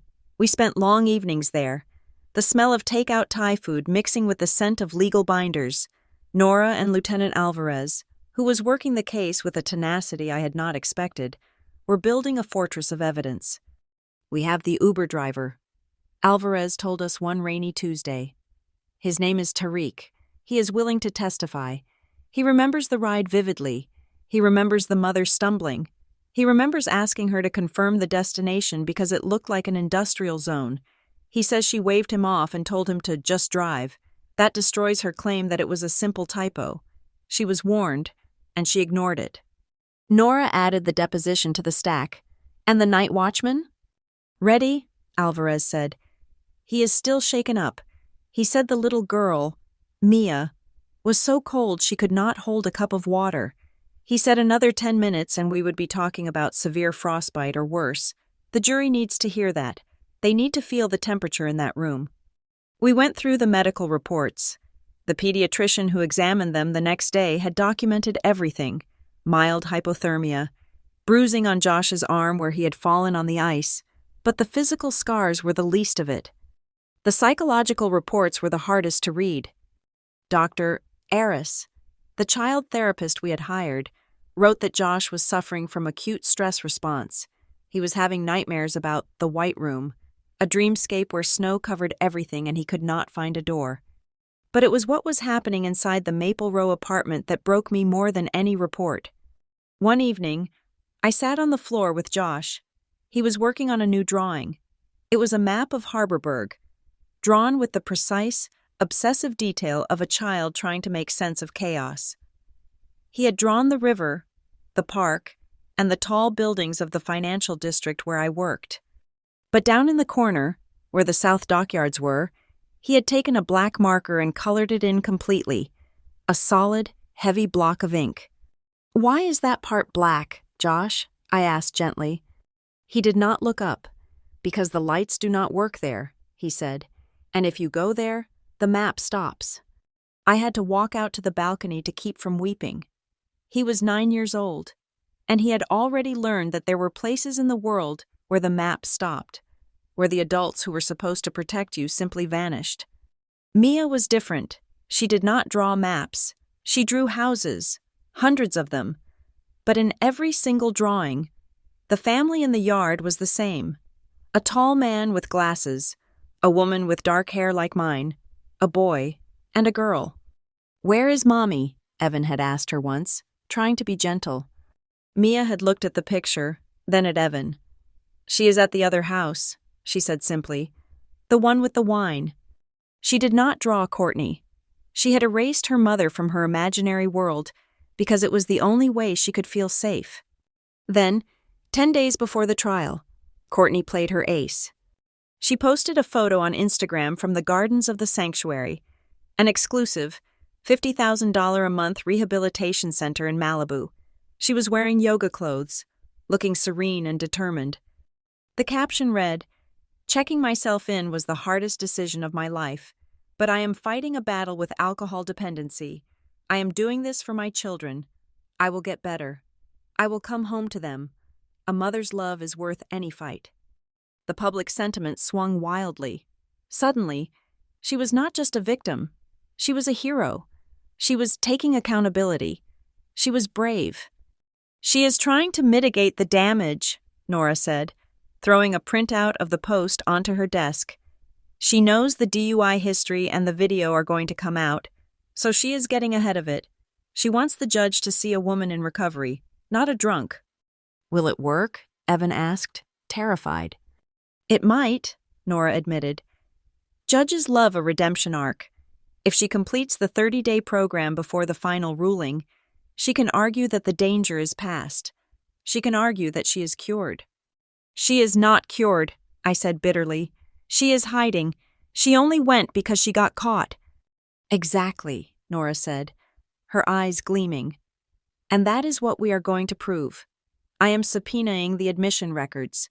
We will show the date she checked in. We will show it was 3 weeks after the incident. Only after her lawyer realized we had the video evidence. We will paint this not as a mother's love, but as a defendant's strategy." 3 nights before the trial, my phone rang. It was Valerie. I stared at the screen. I had not spoken to my mother since the incident in the police station. I debated letting it go to voicemail, but some old, deeply buried instinct made me answer. "Ruth?" Her voice was wet, thick with tears. "Ruth, please don't hang up." "What do you want, Mother?" I asked. I was standing in the kitchen, watching Evan help Josh with his math homework. The domestic normalcy of it felt precious and fragile. I was looking at old photo albums today." Valerie sobbed. "I found the pictures from our trip to Cape Cod. Do you remember? You were 7. Courtney was 9. You were holding hands on the beach. You loved her so much. Ruth, you used to follow her everywhere." "I remember," I said. "I also remember that she buried my sandals in the sand and I cut my foot on a shell looking for them, and you told me to stop crying so I wouldn't ruin the mood." "Why do you have to be so hard?" Valerie asked, her voice hardening slightly. "We are a family. This trial, it is going to destroy her. Prison. Ruth, you want your sister in prison? For a mistake?" "It was not a mistake," I said, "and I am not putting her in prison. The district attorney is..." I am just telling the truth. Just tell the judge it was stress, Valerie begged, switching tactics. Tell them you guys had a confusing call. That is all. If you soften your testimony, Evan can keep the kids for now, and we won't fight it. Just don't destroy her credibility. Don't make her a felon. Please, Ruth, for me. I listened to her. I listened to the woman who had taught me that love was conditional, that my worth was measured by how much I could sacrifice for Courtney. I am not doing this to hurt her, I said slowly. I am doing this to save Josh and Mia, and the fact that you still don't see the difference is exactly why I cannot talk to you. If you walk into that courtroom, Valerie said, her voice turning cold as ice, you are no daughter of mine. I think I made peace with that a long time ago, I said. I pressed the red button. I did not feel sad. I felt like an amputation had finally healed. The night before the trial, the apartment was quiet. Evan was asleep. The kids were asleep. I lay on the pull-out sofa, staring at the ceiling shadows. I had the file of evidence on the floor beside me, the recordings, the emails, the videos. I thought about the check I had torn up. I thought about Richard's threats against my career. I thought about Courtney's smile in the hallway, her whisper that everything would go back to where it belongs. For 30 years, where it belongs meant Courtney on a pedestal and me in the dirt. Holding it up, it meant the children were props in her drama. I sat up and opened the file one last time. I looked at the transcript of the recording I had made of Richard. I will ruin you. You will never work in this city again. Let him try. I realized then that my fear was gone. The fear of losing my parents. The fear of losing my status. The fear of the noise. It had all evaporated. The only fear left was the one that had gripped me when I looked through the one-way mirror at the police station, the fear of being complicit. If I stayed silent, I was the one putting them in the snow. If I stayed silent, I was the one turning off the lights on Josh's map. I closed the folder. I turned off the lamp. Tomorrow, I would walk into that courtroom, and I would burn the Hart family legacy to the ground, and I would do it with a clear conscience. The main courtroom was a different animal entirely from the small, wood-paneled room of the preliminary hearing. It was cavernous, with high ceilings and rows of benches that were filled to capacity. The local press had caught the scent of the story. A wealthy developer, a scandalous child endangerment case, and a family war, and they had turned out in force. There were also representatives from child advocacy groups, wearing serious expressions and taking notes. The air buzzed with a low, electric hum of anticipation. I sat at the plaintiff's table with Evan and Nora. Evan looked pale, his hands clasped tight in front of him. I felt a strange, icy calm. This was the moment I had been waiting for. This was the demolition. Across the aisle, the Hart family was staged for a photo opportunity. Courtney was wearing a modest navy suit, her hair pulled back in a severe bun. She looked sober, serious, and repentant. Richard and Valerie sat behind her, their faces composed masks of dignified support. They nodded to their lawyer, Sterling, who looked ready to give the performance of his life. "All rise," the bailiff bellowed. Judge Vance entered. She looked at the packed gallery, her eyes narrowing slightly behind her glasses. She banged the gavel, and the silence that followed was absolute. "We are here for the final custody determination regarding Joshua and Mia Blake," she said. "Mr. Sterling, you may begin." Sterling stood up and walked to the center of the floor. He did not look at the judge. He looked at the gallery. He was playing to the audience. "Your Honor," Sterling began, his voice rich with practiced empathy. "This case is not about a crime. It is about a mother's struggle. My client, Courtney Blake, is a woman who has bravely faced her demons. She has voluntarily entered a rehabilitation facility. She has fought for her sobriety. She made a mistake during a crisis. Yes, but who among us has not? The opposing counsel wants to paint her as a monster, but the real villain here is a sister, Ruth Simmons, who is so consumed by professional jealousy, so bitter about her own lack of a family, that she turned a cry for help into a trap." He gestured to me, his finger accusing. Ruth Simmons saw an opportunity to hurt the sister she has always envied, and now she wants to take her children away permanently. That is not justice. That is vengeance. I felt the eyes of the room land on me. I kept my face impassive. Let him talk. I thought, let him build the house of cards as high as he wants. Nora did not give an opening statement. She simply stood up and said, "The plaintiff calls Tariq Al-Jamil." Tariq was a middle-aged man with kind eyes and a nervous demeanor. He took the stand and swore to tell the truth. "Mr. Al-Jamil," Nora said, "you were the Uber driver on the night of the blizzard, correct?" "Yes, ma'am," Tariq said. "Can you tell the court about the destination address?" "It was 2400 South Dockyards Road," Tariq stated clearly. "Did you find that unusual?" "Yes," Tariq said. "I know the city. That is the warehouse district. It is abandoned at night. When I picked up the children, I asked the lady, the mother, if she was sure. I asked her, 'Do you really want the South Dockyards?' 'And what did she say?' Nora asked. "She waved her hand at me," Tariq said, mimicking the dismissal. "She said, 'Just drive. Stop asking questions.' She was very insistent. She manually entered the address. It was not a mistake. She typed it in." A ripple of murmuring went through the gallery. The typo defense just took its first hit. "Thank you," Nora said. "The plaintiff calls Arthur Miller." Arthur was the night watchman. He looked uncomfortable in his suit, his hands rough and calloused. He sat in the witness chair and looked directly at the judge. "Mr. Miller," Nora asked softly, "what did you find that night?" "I heard a banging," Arthur said, his voice raspy, "like a bird hitting glass. I went to the loading bay. I opened the door, and there were 2 little kids." He paused, clearing his throat. "They were blue, Your Honor, not cold, blue.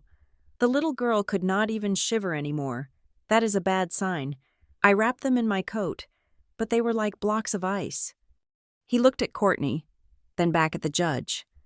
"If I had taken my coffee break 10 minutes later," Arthur said, his voice shaking, "we would not be here for a custody hearing. We would be here for a funeral." The temperature in the courtroom seemed to drop 10 degrees. The reporters stopped typing. Richard and Valerie shifted in their seats, looking uncomfortable. "Thank you, Mr. Miller," Nora said. She called the pediatrician next, then Dr. Aris, the therapist. They kept it brief but brutal. They described the signs of neglect, the trauma responses, the desperate need for a stable, sober environment. Dr. Aris testified that Mia stopped speaking whenever her mother was mentioned. Sterling tried to cross-examine, suggesting the trauma was caused by the separation from their mother, but the damage was done. Then, it was time for the main event. "The defense calls Courtney Blake," Sterling announced. Courtney walked to the stand. She looked fragile. She wiped a tear from her eye before she even sat down. "Courtney," Sterling asked gently, "did you believe your sister was going to be home that night?" "Yes," Courtney said, her voice trembling. "I trusted her. She told me she would be there. I would never have sent my babies if I did not believe they were going to be safe with their aunt." "So when Ms. Simmons claims she refused, she is lying?" "She is lying," Courtney said, her voice gaining strength. "She agreed. I am certain of it. I love my children more than anything. I thought I was doing the best thing for them." She looked at the judge, eyes wide and imploring. "I made a mistake with the address because I was rushing to get them to safety. I am a good mother." Sterling sat down, looking triumphant. Nora stood up. She did not walk to the podium. She walked to the center of the room, holding a small remote control. "Mrs. Blake," Nora said pleasantly, "you just testified that you are certain Ruth agreed to babysit. You testified to this at the preliminary hearing as well. Under oath, is that correct?" "Yes," Courtney said, lifting her chin. "And you deny receiving any communication to the contrary?" "I never got a no," Courtney said. She said yes. "Your Honor," Nora said, her voice turning into a whip crack. "Permission to display plaintiff's Exhibit A." The large screen on the wall flickered to life. It was a screenshot of an email. The font was large enough for everyone in the back row to read. From Ruth Simmons to Courtney Blake. Subject, regarding tonight.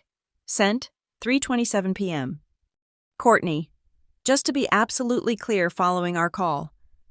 I cannot watch Josh and Mia this weekend. I have to work. I will not be at my apartment tonight. Do not drop them off. I will not be there to let them in. Below it, highlighted in neon yellow, was the tracking receipt. Status, read, 3:34 p.m. The courtroom gasped. It was a collective intake of breath that sounded like the air being sucked out of the room. Mrs. Blake? Nora said, pointing at the screen. Is that your email address? Courtney's face went white. She stared at the screen, her mouth opening and closing like a fish. I might have missed it, she stammered. I get so many emails. It says read, Nora said. You opened it. You kept it open for 45 seconds. 7 minutes after you spoke to her. You knew. You knew she said no. You knew she would not be home, and you sent them anyway. I was confused, Courtney tried, tears springing to her eyes, but they looked fake now. I was under a lot of stress. You lied to this court, Nora said, her voice booming. You committed perjury at the preliminary hearing, and you just did it again 5 minutes ago. Sterling stood up. Objection! Counsel is badgering the witness. Overruled, the judge snapped. She was leaning forward, staring at Courtney with a look of pure fury. I am not done, Nora said cold. Permission to display Exhibit B. The screen changed. This time, it was a video file. It was the Ring doorbell footage from Evan's house. The timestamp read 7:45 p.m. On the screen, Courtney stumbled out the door. She was wearing a robe. She was holding a wine glass filled to the brim. She looked nothing like the sober, modest woman on the stand. She looked wasted. She shoved Mia forward. Mia was wearing a thin windbreaker. Josh was in pajamas. Go on, the Courtney on the screen slurred. The car is here. Go to Aunt Ruthie's. Mom, I'm cold. Josh's voice came through the court speakers, high and frightened. You don't need gloves, Courtney shouted on the video, taking a swig of wine. The video ended. The silence in the courtroom was deafening. I looked at the jury box, though there was no jury, just the judge. The impact was the same. The judge looked sick. That, Nora said, pointing at the dark screen, is not a typo. That is a woman who was too intoxicated to check a weather report, too intoxicated to check an address, and too intoxicated to care that her son was freezing. You testified you were rushing them to safety. The video shows you rushing them out the door so you could finish your drink. Courtney was sobbing for real now, putting her head on the desk. Stop it! Stop showing it! One last thing, Nora said. She turned to the hearts in the front row. Richard was pale, a vein throbbing in his temple. Valerie was staring at her lap. The defense has argued that the Hart family is a pillar of the community, Nora said. They have argued that Ruth Simmons is a liar with a vendetta. They have argued that this is a private family matter. She pulled out her phone and connected it to the aux cable on the evidence table. Exhibit C, Nora said. Audio recording taken at the Harborburg Central Precinct, the morning after the incident. My voice filled the room, clear and sharp. You want me to lie to the police? You want me to say I sent Josh and Mia to the slums so Courtney can walk free? Then Richard's voice, unmistakable, dripping with arrogance. It is a misdemeanor if it is an accident. $50,000. Ruth, just like that. Then Valerie's voice, just a little bad press. We will make it worth your while. And finally, Richard's threat. I will make a phone call. I will tell Owen that you are unstable. I will make sure you never work in this city again. The courtroom erupted. Reporters were on their feet. The gallery was buzzing with shock. Richard Hart, the pillar of Harborburg, caught on tape attempting bribery, blackmail, and obstruction of justice. Richard stood up, his face purple. This is illegal. That was a private conversation. I did not consent to being recorded. Judge Vance slammed her gavel down so hard it sounded like a gunshot. "Sit down, Mr. Hart," she roared, "or I will have you removed in handcuffs right now." Richard collapsed back onto the bench, realizing too late that his outburst only confirmed the voice on the tape was his. Nora looked at Courtney, then at the shattered remains of the Hart family defense. "No further questions, Your Honor," she said quietly. She walked back to our table and sat down. I looked at Richard. He was staring at me with a look of absolute hatred, but for the first time in my life, I did not flinch. I held his gaze until he was the one who looked away. The curtains had been pulled down, the lights were on, and everyone could finally see the rot in the foundation. The recess lasted only 30 minutes, but it felt like a lifetime. When we filed back into the courtroom, the atmosphere had shifted from tension to a heavy, suffocating sense of finality. I glanced at the defense table. Courtney was no longer the composed, grieving mother. Her mascara had run in dark streaks down her cheeks, and her hands were trembling violently in her lap. Richard was leaning over the railing, whispering furiously into her ear. I could not hear the words, but I saw the snarl on his face. He was not comforting his daughter, he was berating her. I saw him mouth the words stupid and careless, even now, facing the ruin of his family. His only concern was that his pawn had failed to execute the strategy he had paid for. "All rise," the bailiff announced. Judge Vance returned to the bench. She did not look at her notes. She looked directly at Courtney. "I have presided over family court for 20 years, Judge Vance said, her voice echoing in the silent room. "I have seen mistakes, I have seen accidents, and I have seen bad judgment. But rarely have I seen such a calculated attempt to manipulate the justice system at the expense of two vulnerable children." She leaned forward, her gaze hard as granite. "Mrs. Blake, you testified under oath that you had no knowledge of your sister's refusal to babysit. The evidence shows that you not only received the refusal, but read it 7 minutes after your call. You then proceeded to become intoxicated and place your children in a rideshare vehicle with a stranger, sending them to a dangerous industrial zone in freezing conditions. You then lied to this court to cover your tracks." Courtney put a hand over her mouth, a sob escaping. "Furthermore," the judge continued, shifting her gaze to the front row of the gallery, "this court is appalled by the audio evidence presented today. It appears there was a concerted effort by the maternal grandparents to bribe a witness and obstruct justice. This speaks to a family culture that values reputation over safety." Richard stiffened, his face draining of color.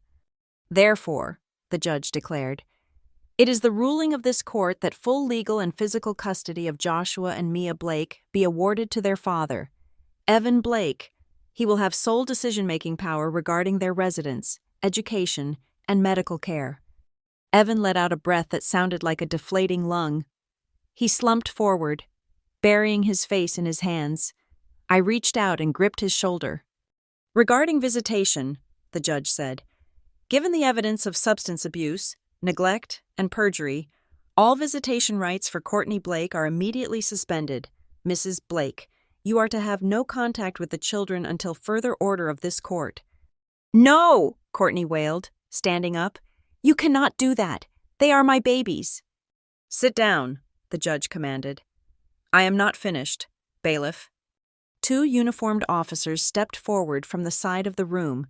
They walked straight to the defense table. "Because of the severity of the perjury committed in my courtroom, and the clear evidence of child endangerment," the judge said, "I am referring this case to the district attorney's office for immediate criminal prosecution. Mrs. Blake, you are remanded into custody." The sound of the handcuffs clicking shut was louder than any gavel. Courtney screamed, a raw, terrified sound that made the hairs on my arms stand up. "Daddy!" she shrieked, looking back at the gallery as the officers pulled her arms behind her back. "Daddy, do something! Fix it!" Richard Hart stood up, his face a mask of purple rage. "This is an outrage!" he shouted, pointing a shaking finger at the bench. "This is a witch hunt! You cannot arrest my daughter. Do you know who I am? I will have your job for this."